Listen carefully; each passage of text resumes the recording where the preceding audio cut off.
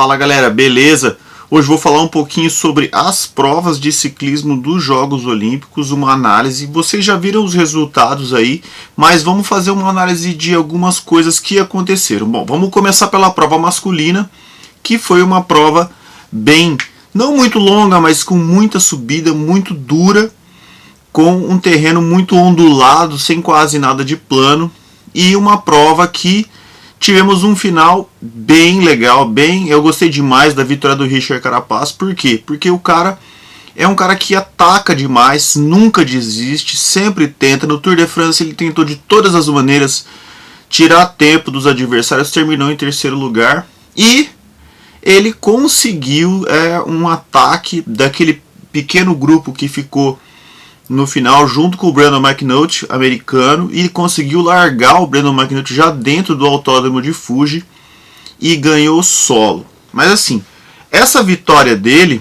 claro, ele tem todos os méritos. Aliás, é o primeiro cara que é campeão olímpico e tem pódio nas 3 grandes voltas, e é um sul-americano, equatoriano, né?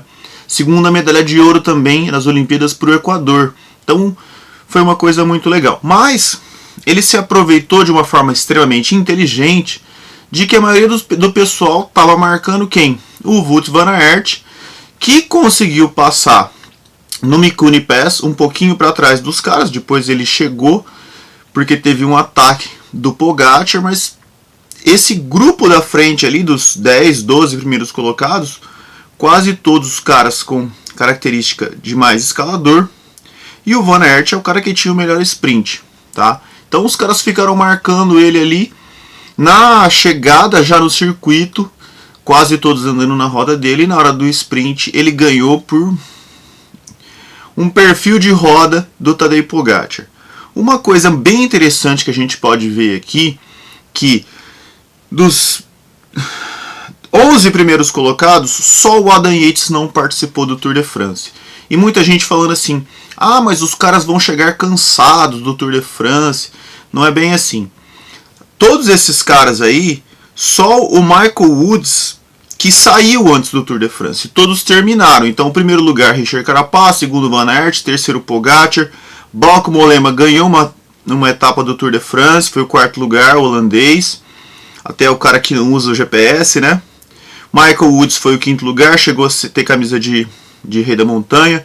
O Brandon McNulty é da equipe do Tadej Pogacar, lá da Emirates. David Gaudu, francês, da Française des Jeux. Rigoberto Urán. E o Adam Yates não participou do Tour de France, né? Da Ineos, parece que vai para a Volta à Espanha. Depois Maximilian Schachmann, Mikhail Kwiatkowski, Jakob Fuglsang e João Almeida. Então só o João Almeida e o Adam Yates, desses caras aí de primeiros colocados, não participaram do Tour de France. Até perguntaram pra mim, tem muito português assistindo o canal aí também, né? O pessoal falando assim, quais são as chances do João Almeida nas Olimpíadas? É uma prova muito dura, uma prova de um dia. Eu acho que talvez no contrarrelógio ele vá melhor do que ele foi na prova de estrada. Uma outra coisa bem legal da prova de estrada é que não temos um jogo de equipe tão forte. A gente viu a equipe belga muito forte, principalmente com o Remco Evenepoel e o Maury Van Sevenant, ajudando muito o Van Aert, né? O Thiago Benoot e o Greg Van Avermaet não ajudaram também, mas é uma equipe muito forte. Então tem essas diferenças de uma equipe de 5 caras. Mas, por exemplo, o Richard Carapaz, ele estava só com mais um do Equador, né? Então isso aí que a gente vê que a dinâmica da prova de ciclismo de estrada nas Olimpíadas é um pouco diferente do World Tour, de uma prova clássica, e também no Mundial, porque no Mundial a gente vai ter mais representantes, então são poucos, então é mais ou menos, o cara vai ali mais ou menos que na força dele, na tática dele, tá? E isso aí é muito legal. Mais uma coisa interessante, não temos rádio. Então não tem como passar assim, ó, o cara tá escapado tantos minutos, o cara não tá escapado. Então isso é uma coisa importantíssima, e isso foi o que ajudou muito. Não estou falando que ela não teve mérito, mas a vitória da Anneke Essenhofer na austríaca na prova feminina. Então ela estava numa fuga desde o começo da prova e ela estava com mais duas meninas e nessa fuga ela atacou ainda faltando 50 quilômetros.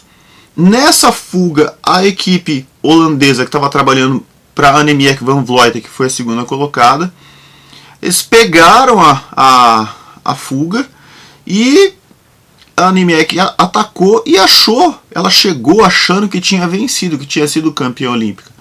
Mas quem venceu, na verdade, foi a Kiesenhofer, que chegou 1 minuto e tanto para ela na frente da Annemiek. A Kiesenhofer, um detalhe interessante, ela é PhD em matemática.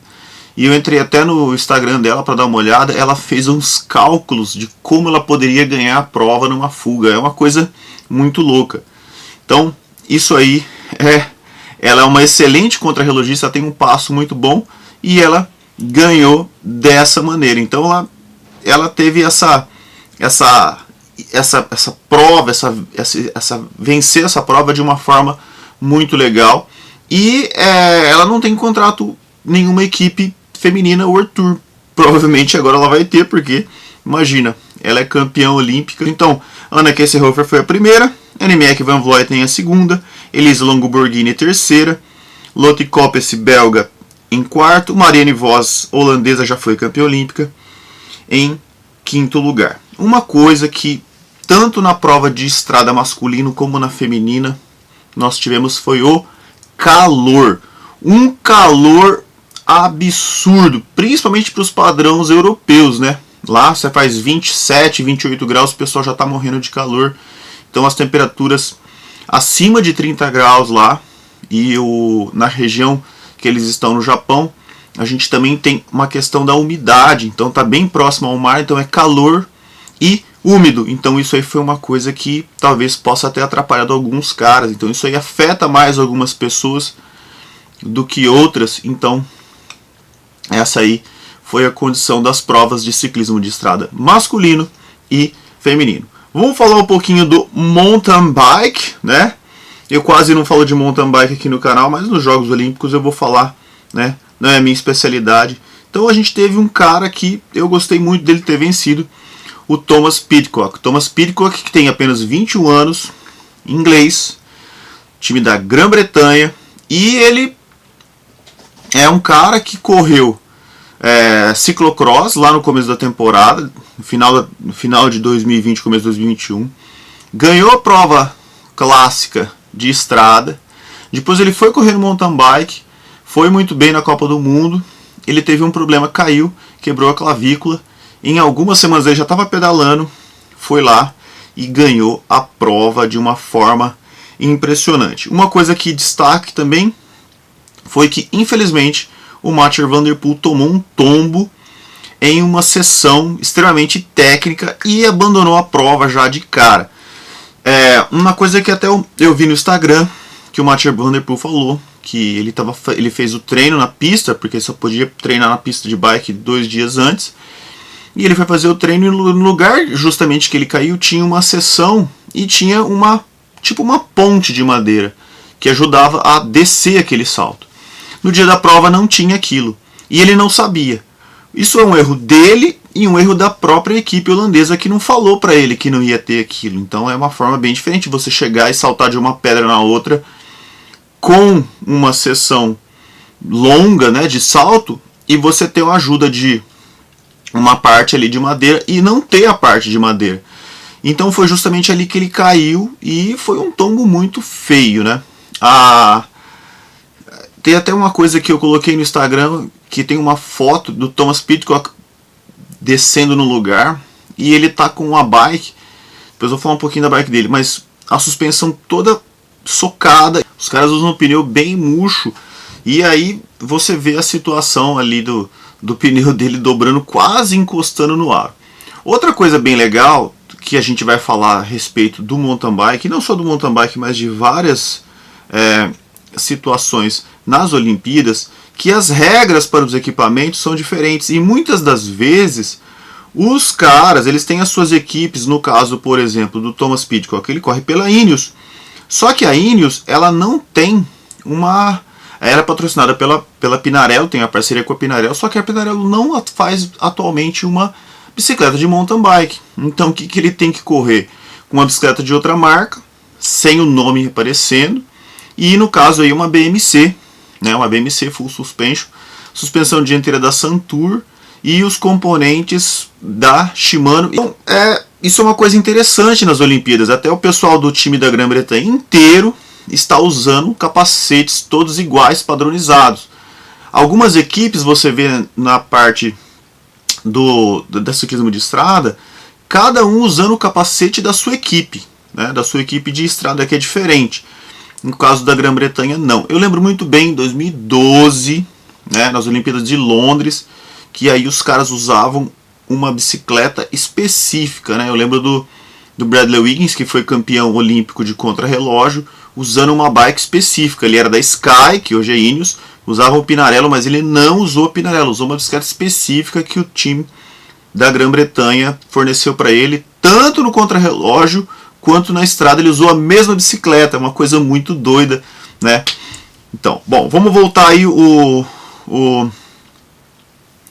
mountain bike cross country. Em segundo lugar ficou o Matthias Flückiger, que está muito bem na Copa do Mundo. Até quando eu falei a respeito disso aí, dos favoritos aí, até o Marcos, um amigo meu que mora lá na Suíça, falou: "Ó, você esqueceu do Matthias Flückiger." Eu falei: "É verdade." E ele foi o segundo colocado. E uma surpresa, espanhol, David Valero Serrano, terceiro colocado, na frente de Nino Schurter, Vitor Koretsky. Então é uma surpresa mesmo. O Henrique Avancini foi somente o 13º colocado. Infelizmente, a gente está numa situação onde o Avancini ele não teve a oportunidade de ficar na Europa fazendo provas de alto nível. Então ele ficou aqui no Brasil, correu, tal, mas é bem diferente da preparação. Então ele teve um problema nessa preparação aí, e isso aí pode ser que tenha afetado e ele ficou um pouquinho mais para trás aí também, mas é a melhor colocação de um brasileiro no mountain bike no cross country. E em 27º lugar ficou o Luiz Henrique Kokuzi, mas se a gente vê, ele ficou na frente do Fumik e do Korei Yamamoto ainda, então ele ficou numa ótima colocação. Bom, pessoal, então isso aí foram as provas que nós tivemos até agora. Ainda vai ter o mountain bike cross country feminino, e na quarta-feira a gente vai ter as provas de contrarrelógio. Então vou fazer mais um vídeo falando a respeito disso aí, e no final de semana, até a semana que vem, nós temos as provas de pista. Então não percam aí mais provas de ciclismo nas Olimpíadas. Beleza, galera? Até! Abraço!